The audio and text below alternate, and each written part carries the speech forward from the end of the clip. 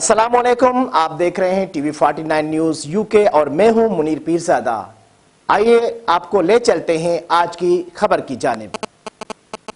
Municipal इंतजामिया और administrator की नाअहली के बायस जिला कंबर के चचा कॉलोनी में गटरों का गंदा पानी खड़ा होने के बायस मोहल्ले वासियों और तलबा व तालबात को आने जाने में शदीद मुश्किलात का सामना करना पड़ रहा है। मजीद जानते हैं कंबर से हमारे नुमाइंदे अखलाक चांडियों से। जी अखलाक, बताइएगा।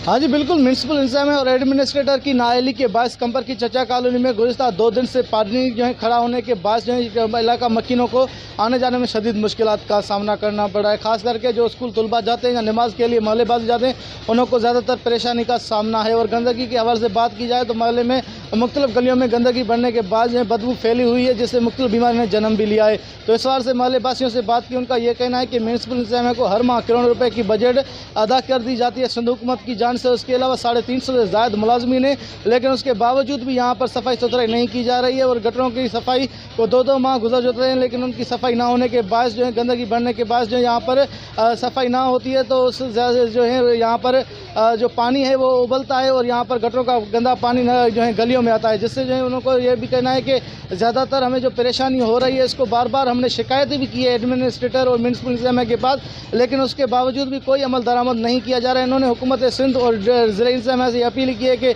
इसको जो है मसले को जल्द अज जल्द मुकम्मल करवाया जाए, ताकि हमें परेशानी का सामना ना करना, आने जाने में शदीद मुश्किलात का सामना भी ना हो। जी।